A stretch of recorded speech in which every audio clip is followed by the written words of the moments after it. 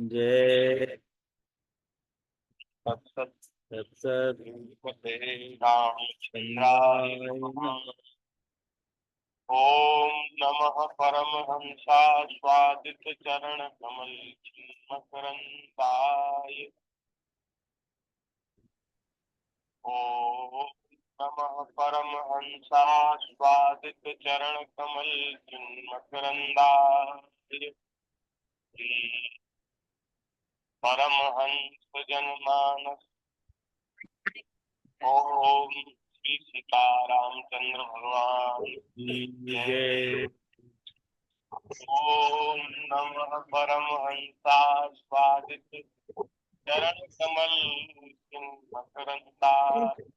भक्त जनमान दाता श्री राम चंद्राय। कृष्णा वासुदेवाय हरे परमात्मने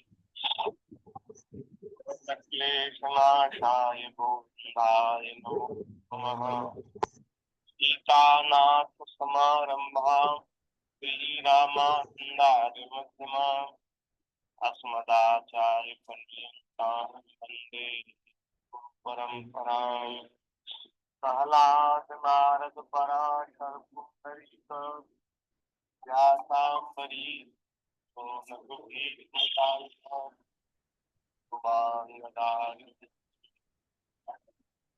क्षणादि पुण्यानिमान् परम भागवतान् नमः। नमामि। सारे जुगन में भक्त ये तिनके पद की दूरी सदगातियो मेरी जीवन मूरी। भक्त भक्ति भगवंत गुरु चतुर्नाम बपुए, जिनके पद वंदन किए नाशय विघ्न अनेक। श्री राम जय राम जय राम जय राम। श्री राम जय राम जय जय राम। श्री श्री राम राम जय राम जय जय राम। जय राम राम श्री राम जय जय राम। श्री राम श्री राम जय राम जय जय राम। श्री श्री राम जय राम जय जय राम। राम जय सीता राम सीता जय सीता। सीताराम सीता राम जय सीता राम। सीता राम जय सीता राम।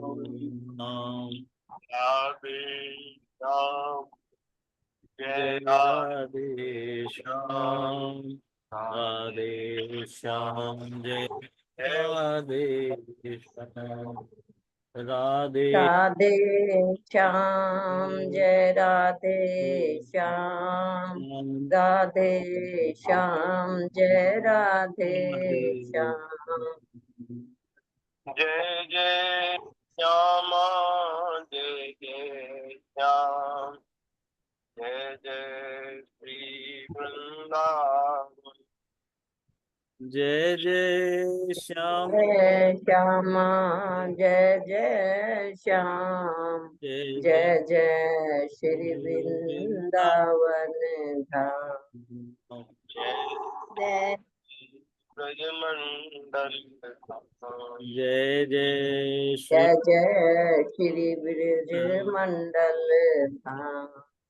श्री राम जय राम जय जय राम। श्री राम श्री राम जय राम जय जय राम। ताराचंद्र भगवान भगवान की की जय। जय। श्री वृंदावन बिहारी लाल लाल की जय। जय श्री सुखदेव जी महाराज की जय। जय जय भागवत महापुराण की जय। जय जय देव भगवान की जय। जय हरिवर्धन की जय। जय गौतार की की जय। जय जय श्री राम। राधे श्याम जय सीताराम हर हर महादेव। महादेव की जय। नारायण नारायण नारायण। हम सब लोग बड़े भाग्यशाली हैं जो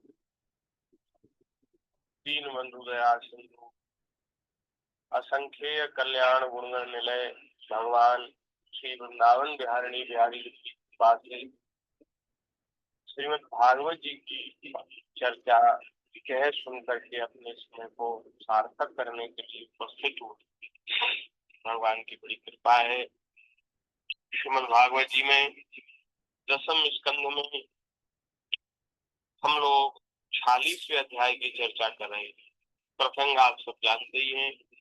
उद्धव जी ब्रज में आए हैं और नंद बाबा यशोदा मैया से भगवान के गुणों के बारे में, लीला के बारे में वे बातचीत कर रहे थे और भगवान का जो दिव्य स्वरूप है, भगवान का जो तात्विक स्वरूप है, उसका विवेचन करके श्री उद्धव जी ने नंद बाबा को सुनाया था। पिछले दिन इसकी चर्चा हुई थी।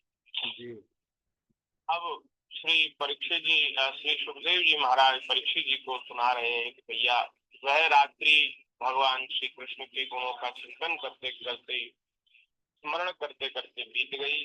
प्रातः काल हुआ और प्रातः काल गोपियों ने अपने घर को झाड़ बुहार करके स्वच्छ किया, साफ किया और अपनी अपनी देहरियों पर दीपक जलाए ब्रह्म मुहूर्त में और दधि मंथन करने लगे।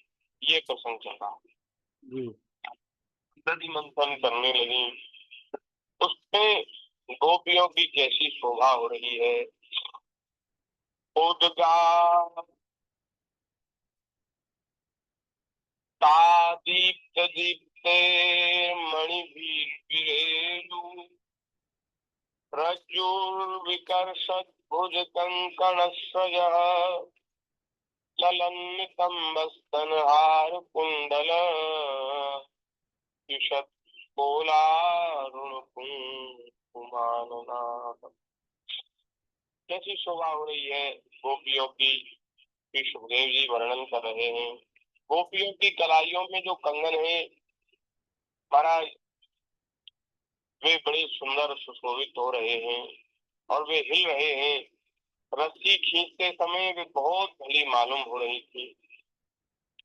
उन्होंने जो पूरे अंग प्रत्यंगों में, शरीर में जो आभूषण धारण किए हैं, वे भी दधि मंथन के कारण सब हिल रहे हैं। कानों के कुंडल हिल हिल करके उनके कुमकुम मंडित कपोलों की लालिमा बढ़ा रहे थे। उनके आभूषणों की मणियां दीपक की ज्योति से और भी जगमगा रही थी। इस प्रकार अत्यंत शोभा से संपन्न होकर दही मथ रही थी। उस समय गोपियां कमल नयन भगवान श्री कृष्ण के मंगलमय चरित्रों का गान कर रही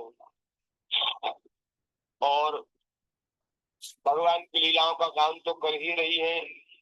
और दधि मंथन करते समय जो उनके आभूषणों की जो ध्वनि हो रही है, उससे जो संगीत प्रकट हो रहा है, उससे महाराज भगवान के लीला गान को जो गा रही हैं, तो वो और भी अद्भुत हो गया। कीर्तन तो मंगल में है ही, लेकिन वाद्य यंत्र बज रहे हो, है झांझ मजीरा मृदंग बज रहा हो, वीणा बज रही हो, पखावज बज रहे हो, तो फिर उस समय महाराज क्या आनंद आता है भगवान के नाम का कीर्तन करने में। उसमें अद्भुत आनंद आता है। तो ऐसे ही लीलाओं का गान कर रही है और संगीत बज रहा है उनके आभूषणों का, अद्भुत। महाराज वह जो ध्वनि है उनके भगवान की लीलाओं का गान करने की, वह स्वर्ग लोक तक पहुंचती है और जिसकी स्वर लहरी सब ओर फैलकर दिशाओं का मंगल मिटा देती है। ऐसे जो महापुरुष हैं ऐसी जो ब्रज की गोपियां हैं, उन्होंने एक समय यहाँ ब्रज में भगवान की लीलाओं का जो गान किया, उससे पूरा ब्रह्मांड आज भी गूंज रहा है। और पूरा ब्रज तो गूंज ही रहा है। आज भी ब्रज में उस दिव्यता का, उस रस का, उस भक्ति का अनुभव किया जा सकता है, जो गोपियों ने उस समय भगवान की लीलाओं का गान किया। जब भगवान भुवन भास्कर उदय हुए, तब ब्रजांगनाओं ने देखा कि नंद बाबा के दरवाजे पर एक सोने का रथ खड़ा है। और उद्धव जी तो संध्या के समय आए थे, उस समय तो गोपियों की नजर नहीं पड़ी, लेकिन अब सवेरे देखा तो देखा कि नंद बाबा के यहाँ सोने का रथ खड़ा है। वे एक दूसरे से पूछने लगी है किसका रथ है। किसी गोपी ने कहा कि कहीं अक्रूर ही तो दोबारा नहीं आया ब्रज में, जो कमल नयन प्यारे श्याम सुंदर को यहाँ से मथुरा ले गया था। किसी दूसरी गोपी ने कहा अरे अब वह अक्रूर यहाँ क्यों आएगा, हमारे प्यारे श्याम सुंदर को ले गया, अब क्या वह हमें ले जाकर अपने मरे हुए स्वामी कंस का पिंडदान करेगा। अब यहाँ उसके आने का और कोई प्रयोजन हो सकता ही नहीं। ब्रजवासिनी स्त्रियां इसी प्रकार आपस में बातचीत कर रही थी। उसी समय अपने प्रातःकालीन नित्य कर्म से निवृत्त होकर उद्धव जी वहां आ पहुंचे थे।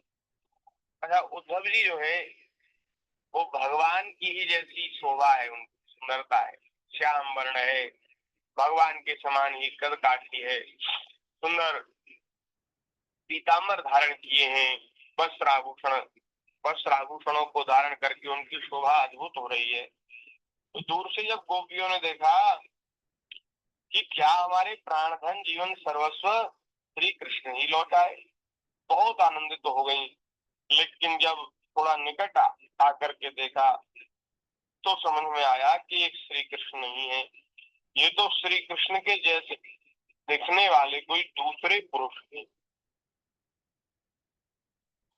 हाँ, घुटनों तक लंबी लंबी भुजाएं हैं, नूतन कमल दल के समान कोमल नेत्र हैं, शरीर पर पीताम्बर धारण किए हैं। अब एक ब्रज गोपियां कहने लगी कि यह पुरुष देखने में बड़ा सुंदर है, परंतु यह है कौन, कहाँ से आया है, किसका दूत है, और इसकी जो वेशभूषा है वो श्री कृष्ण के जैसी क्यों है। सब की सब गोपियां उनका परिचय प्राप्त करने के लिए अत्यंत उत्सुक हो गई। और उनमें से बहुत सी पवित्र कीर्ति भगवान श्री कृष्ण के चरण कमलों के आश्रित तथा उनके सेवक सखा श्री उद्धव जी को चारों ओर से घेर कर खड़ी हो गई।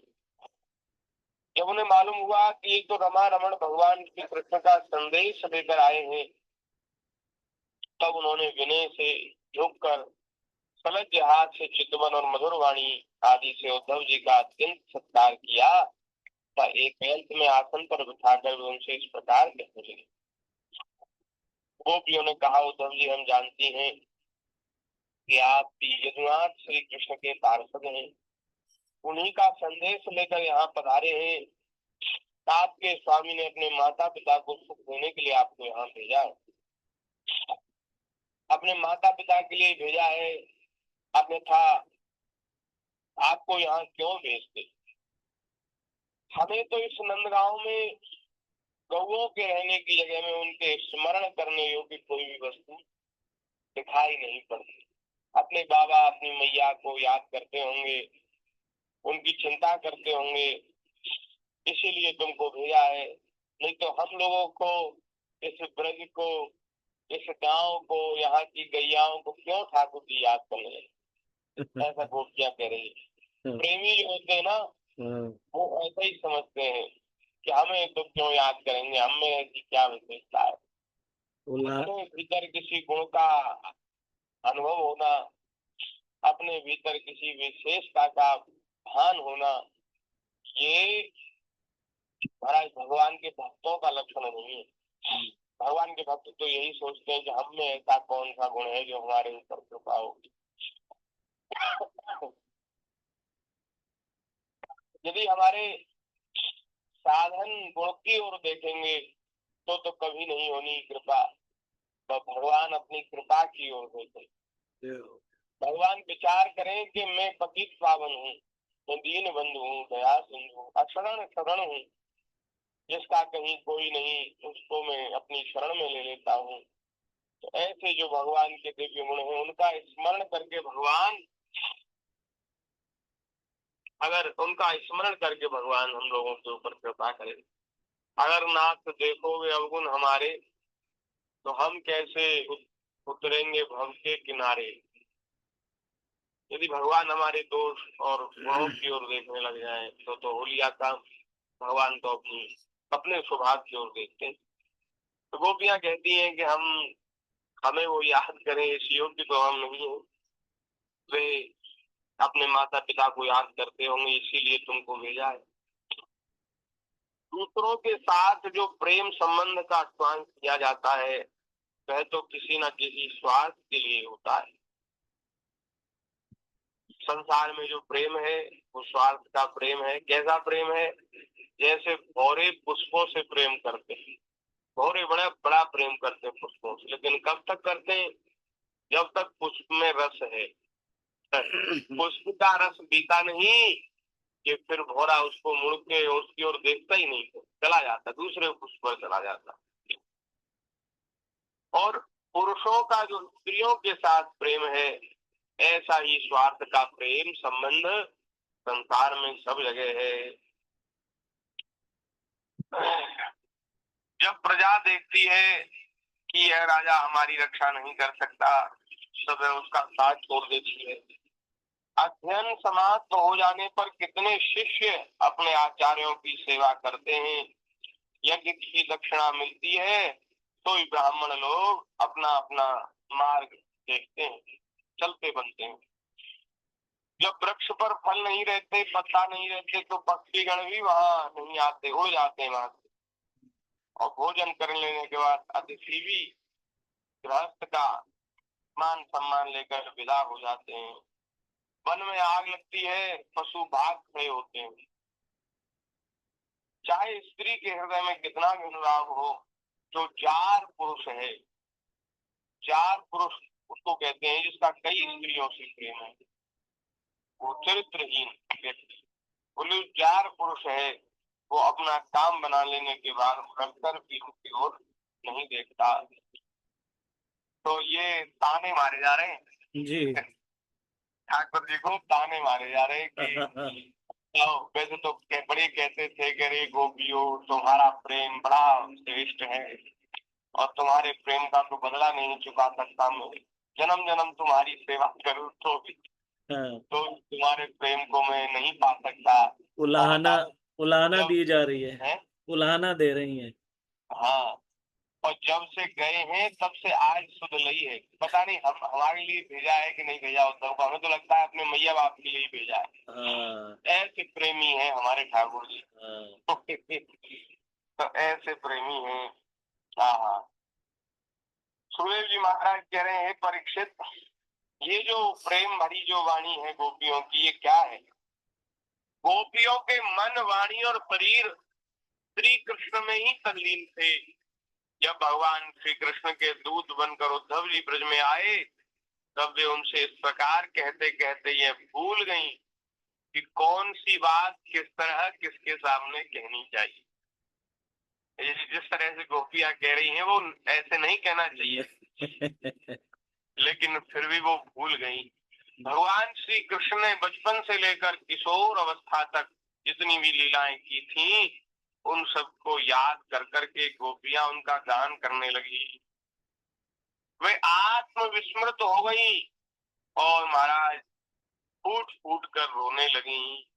काचिन मधुकरम दृष्ट्वा ध्यायन्ती कृष्ण संगम प्रिय प्रस्थापितम दूतम कल्पयित्वेदम ब्रवीत।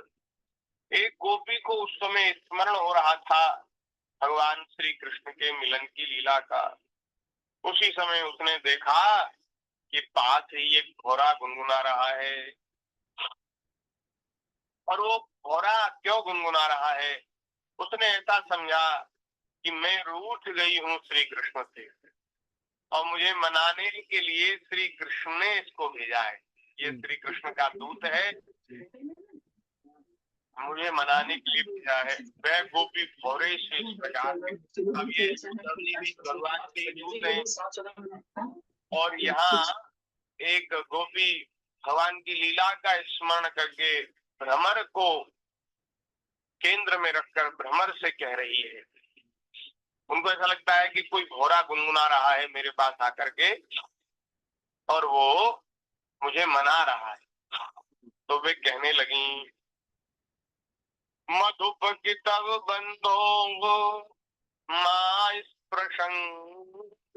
पत्न्या कुच विलुलित माला कुंकुम श्रुभिर्नः वहतु मधुपतिस्तन मानिनी नाम प्रसादम यदौ सदसि विडम्यम यस्य दूतस्त्वमीत।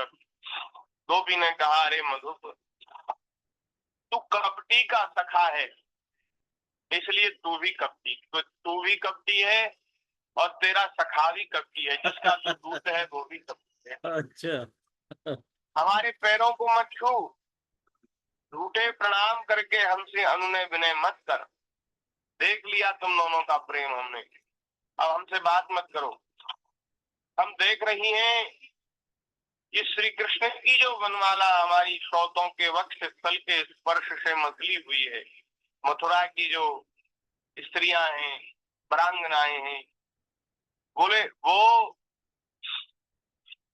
भगवान के चरणों पर चंदन लगा करके उसको अपने वक्ष स्थल पर लगाती हैं। और महाराज वह चंदन जो है वह चंदन तेरी मूंछों पर लगा हुआ है। श्री कृष्ण की जो वनमाला हमारी श्रोतों के वक्ष स्थल के स्पर्श से मसली हुई है और श्री कृष्ण के हृदय में वनमाला विराजमान है। और महाराज मथुरा की स्त्रियां अपने हृदय पर, अपने वक्ष पर चंदन का लेप करती हैं। तो जब श्री ठाकुर जी का आलिंगन वे करती हैं, श्री कृष्ण के आलिंगन से उनके वक्ष स्थल का वह केसर कुमकुम भगवान श्री कृष्ण की वनमाला में लग जाता है। और तू बड़ा रस का प्रेमी है, तू भगवान की वनमाला के चारों ओर गुनगुनाता रहता है, चारों ओर घूमता रहता है। और कभी तू वनमाला के ऊपर बैठ जाता होगा तो वह पीला पीला केसर कुमकुम तेरी मूंछों पर भी लगा हुआ है। तू स्वयं भी तो किसी कुसुम से प्रेम नहीं करता, यहाँ से वहां उड़ा करता है, तेरे जैसे तेरे स्वामी वैसा ही। अब ये गोपियां यहाँ ये बात कह रही हैं कि तू हमें मूर्ख मत बना, हम सब जानती हैं, हम सब जानती हैं कि अब श्री कृष्ण का प्रेम हमसे नहीं रहा, अब तो वे मथुरा की स्त्रियों को प्रसन्न करने में लगे हुए। ये बात गोपियों ने ये कह दी। जैसे तेरे स्वामी वैसा ही तू। श्री कृष्ण मथुरा की माननी नायिकाओं को मनाया करें, स्त्रियों को मनाया करें, उनका वह कुमकुम रूप प्रसाद, कृपा प्रसाद जो यदुवंशियों की सभा में उपहास करने योग्य है, अपने ही पास रखें, उसे तेरे द्वारा यहाँ भेजने की आवश्यकता नहीं है। हमारे पास क्यों आया है? आगे कह रही हैं, जैसे तू काला है वैसे ही वे भी काले हैं। तू भी पुष्पों का रस लेकर उड़ जाता है और वैसे ही वे भी निकले।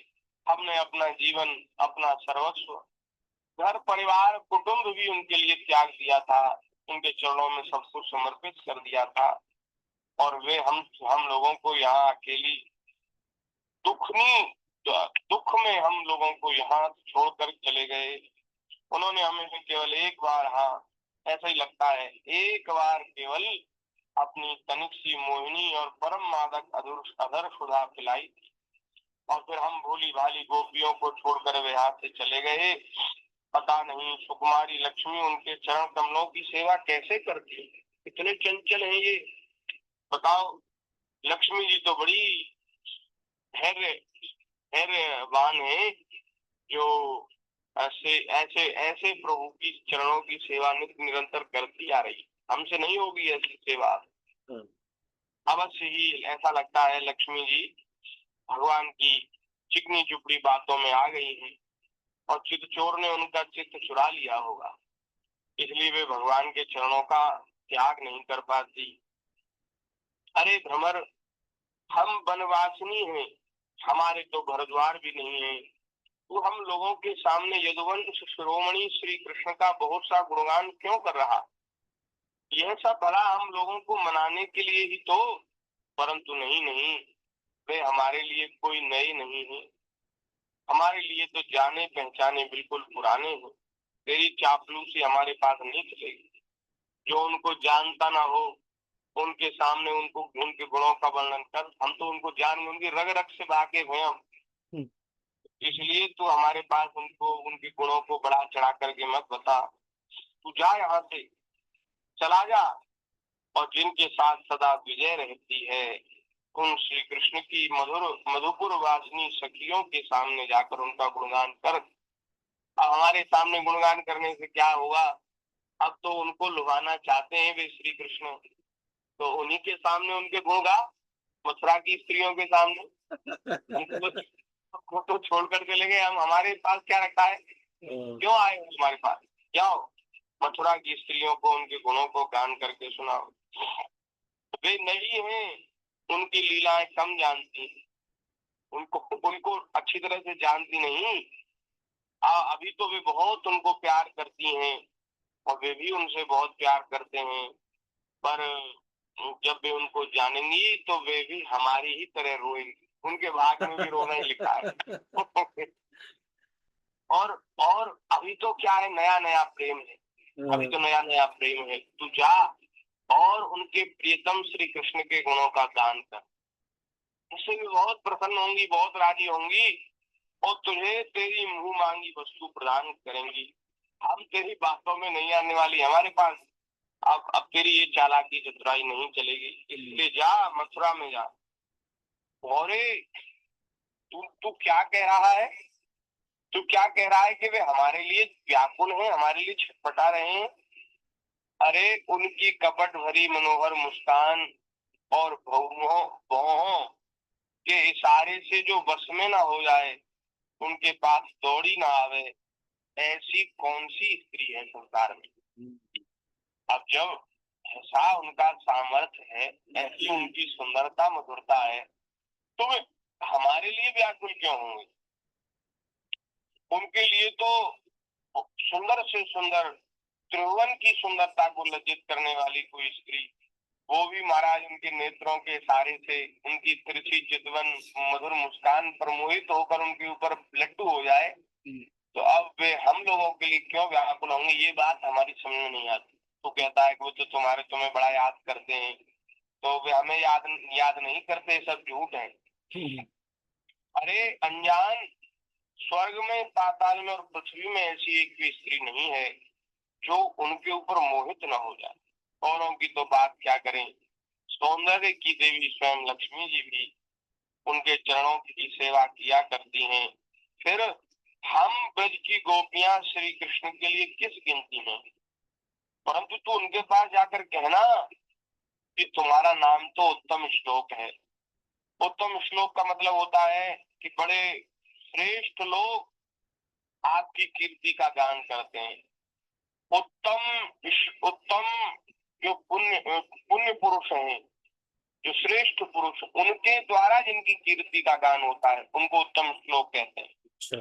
अच्छे अच्छे लोग तुम्हारी कीर्ति का गान करते हैं, परंतु इसकी सार्थकता तो इसी में है कि तुम दीनों पर दया करो। बहुत बड़े बन गए हैं, बड़ा हुआ तो क्या हुआ, जैसे पेड़ खजूर, पंछी को छाया नहीं फल ला गया खजूर जी, तो बड़े हो गए, तो बड़े का बड़प्पन इसी में है कि वे छोटों के ऊपर दया करें, दीनहीनों का विशेष सत्कार करें, सार समार करें। तो इसलिए अपनी कीर्ति का विचार करें वे श्री कृष्ण, नहीं तो उनका उत्तम श्लोक नाम झूठा पड़ जाएगा। अरे मधुकर देख, तू मेरे सिर पर तू मेरे पैर पर अपना सिर मत रख, मैं प्रणाम मत कर, हमें दंडवत मत कर। मैं जानती हूँ कि तू अनुनय विनय करने में, क्षमा याचना करने में बड़ा निपुण है। मालूम होता है कि श्री कृष्ण ने तुझे सिखाया है, सिखाकर भेजा है कि रूठे हुए को कैसे मनाना चाहिए। वे मनाने में बड़े चतुर हैं। तो और तू भी उनपे से सीख के आया है, तो तू हम लोगों को दंडवत कर रहा है, प्रणाम कर रहा है, और मनाने के लिए दूध के संदेश वाहक को कितनी चाटुकारिता करनी चाहिए तू सब जानता है। परंतु समझ ले तू कि यहाँ तेरी दाल नहीं गलने वाली। देख, हमने श्री कृष्ण के लिए ही अपने पति, पुत्र और दूसरे लोगों को छोड़ दिया, परंतु उनमें तनिक भी कृतज्ञता नहीं, उनमें तनिक वे हमारे प्रेम को नहीं मानते, हमें अपना नहीं मानते। वे ऐसे निर्मोही निकले कि हमें छोड़कर चलते बने। अब तू ही बता, ऐसे अकृतज्ञ के साथ हम क्या संधि करें? ऐसे अकृतज्ञ जो किए हुए एहसान को न माने, प्रेम को न माने, उसके साथ हम क्या बातचीत करें, क्या संधि करें? क्या तू अब भी कहता है कि उन पर विश्वास करना चाहिए? अरे हमने करके देख लिया, और देखो, हम उनको इस जन्म से नहीं जानती, हम उनके पिछले जन्मों को भी जानते, वो विश्वास करते योग्य है ही नहीं। कैसे? बोले आप क्या जानती हैं, पिछले जन्मों को क्या जानती हैं? अरे एक बार वे पहले दशरथ जी के पुत्र बने थे, उनका नाम था राम। और महाराज, बाली को विश्वास था, बाली को विश्वास था कि भगवान कपट नहीं करेंगे। सुग्रीव और मैं, बाली कहता था सुग्रीव और मैं दोनों उनके लिए एक जैसे हैं, वो मुझे क्यों मारेंगे, छल से क्यों मारेंगे, वो कपट तो नहीं करेंगे। लेकिन उसके विश्वास को तोड़ दिया।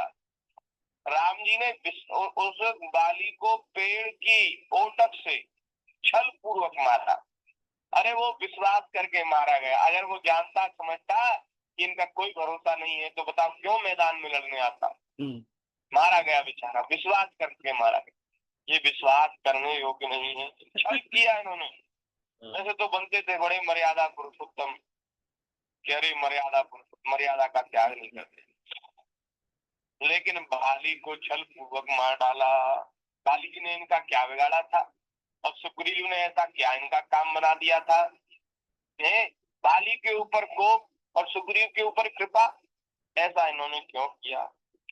अच्छा, और सुनो, और सुनो। अरे वो जब ये वन में निवास करते थे अपनी पत्नी लक्ष्मण जी के साथ, तो बेचारी शूर्पणखा, रावण की बहन, वो इनके स्वरूप को देखकर इनके ऊपर मोहित हो गई, और वो तो लेके गई थी विवाह का निवेदन कि हमसे विवाह कर लो, प्रणय कर लो। लेकिन महाराज, इन्होंने उनसे विवाह नहीं किया। बेचारी इनकी सुंदरी इतने अब मुक्त हो गई, तो उसका क्या दोष? इनकी सुंदरता के ऊपर लट्टू हो गई, मोहित हो गई, लेकिन इन्होंने उससे विवाह नहीं किया। अरे विवाह ना किया तो ना किया, कम से कम दूसरे किसी से विवाह कर लेती, ऐसे तो छोड़ देते, इस तरह तो छोड़ देते। लेकिन उसके नाक कान काट कर गुरु बना दिया, स्वयं भी नहीं किया, अब कोई दूसरा कर सके इस लायक भी नहीं छोड़ा।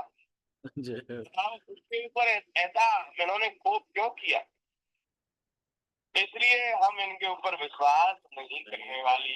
हाँ, और भी कुछ कहना है उन्हें? हाँ, कहना है, बलिमपि बलिमत्वा श्रेष्ठया दक्षवद्य तदम तदलमशित सख्ये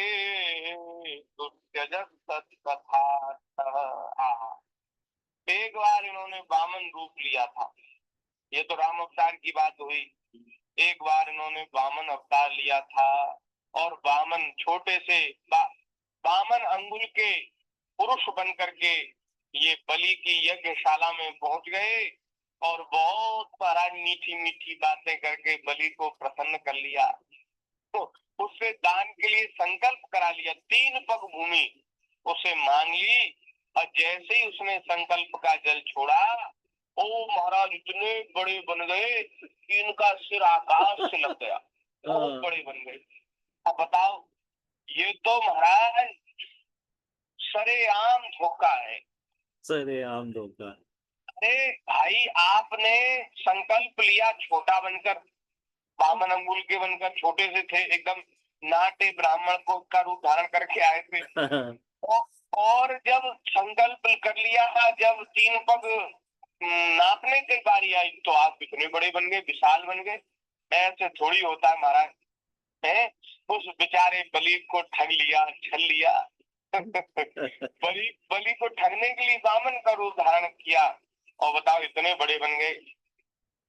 आपकी किसी से बातचीत हो जाए कि भाई हमें इतना कपड़ा चाहिए, इतनी भूमि चाहिए, इतना नाप कर हमें चाहिए, तो वो बेचारा तैयार हो जाए और मूल्य भी निर्धारित हो जाए कि इतने रुपया मीटर इसको दिया जाएगा, और फिर आप कहने लगो कि हम तो इस मीटर को नहीं मानेंगे, हम तो अपने बनाए मीटर को मानेंगे।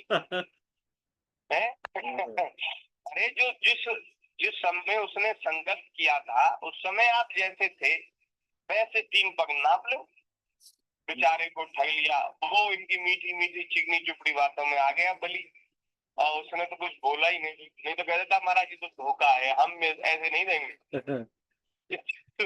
जिस रूप से आपने संकल्प लिया है, हमने संकल्प किया देने का, हम अपनी बात से नहीं मुकर रहे, लेकिन आप इतना बड़ा रूप बनाओगे, बताओ 3 पग आपके अब तो समाएंगे ही नहीं, कहीं उनको तो आपने लूट लिया। तो इस तरह से ये छल करने में बड़े निपुण हैं। बोलिए भक्तवत्सल भगवान की जय। बता रही, उनको याद करती रहती हो, क्यों उनका रात दिन स्मरण करती रहती हो, है? क्यों उनका स्मरण करती रहती हो? तो गोपियां कह रही हैं, दुष्त्यजस सत कथा। अरे प्यारे भ्रमर, हम क्या करें, वे भले ही कपटी हैं, भले ही विश्वास करने योग्य नहीं है, लेकिन हमारा मन, हमारा चित्त उनकी कथा ने चुरा लिया है, उनके गुणों ने चुरा लिया है। जय हो, जय हो। का त्याग नहीं कर सकते। हम्म, हम मर जाएंगी, लेकिन उनके स्मरण किए बिना नहीं रहते, उनका भजन किए बिना नहीं रहते। ऐसी ऐसी माधुरी है भगवान के लीलाओं की, भगवान के गुणों की। वे जैसे हैं वे हमारे हैं, हम उनकी। ये तो प्रेम की बात है महाराज, नहीं तो हम ठाकुर जी तो बड़े करुणा में, कृपा में, दया से। ये तो गोपियां ही कह सकती हैं, हम लोग कोई और सामान्य लोग नहीं कह सकते। कि आपके ऊपर विश्वास नहीं किया जा सकता, आप ऐसे हैं, आप ऐसे। ये तो गोपियों को ही ऐसा अधिकार है। बाकी भगवान तो बड़ा प्रेम को मानने वाले हैं, और भगवान बड़े सरल स्वभाव के, सरल स्वभाव न मन कुटिलाई, सबको कहत राम सुखी साधु। अयोध्या जी में ऐसा महाराज हल्ला था कि सब लोग कहते थे कि राम जी तो बड़े साधु हैं, बड़े साधु। बेरू राम राम बड़ाई करे। जो दशरथ जी के जो शत्रु हैं, दशरथ जी से जो शत्रुता रखते हैं, वे शत्रु भी राम जी की प्रशंसा करते, राम जी के गुणों की प्रशंसा करते। बैरी भी उनकी प्रशंसा करे, तो उनके समान गुणवान कौन। ये तो प्रेम की बात है महाराज, इसको ऐसे नहीं समझना चाहिए कि गोपियां ऐसा कह रही हैं तो ऐसे ही हैं। नहीं नहीं नहीं, देखो एक बात बता मैं आपको, माता जब बालक के ऊपर क्रोधित होती है तो बालक को न जाने क्या क्या कह देती है? अरे बड़ा मक्कार है, बड़ा दुष्ट है, ऐसा है, मारती है, पीटती है। और महाराज हमारे ब्रज में तो और भी ज्यादा है। ब्रज ब्रज की आपको बात सुनाऊं तो ब्रज में माताएं क्रोधित होकर के बच्चे बालकों से कहती है, अरे सबको काल आवे, नाच मिटे तो पे कालू ना आवे। अब बताओ, अब उस माता से जाकर के कोई पूछे कि अरे मैया तू बड़ी कठोर है, बड़ी क्रूर है, अपने बच्चा से ऐसे कैसे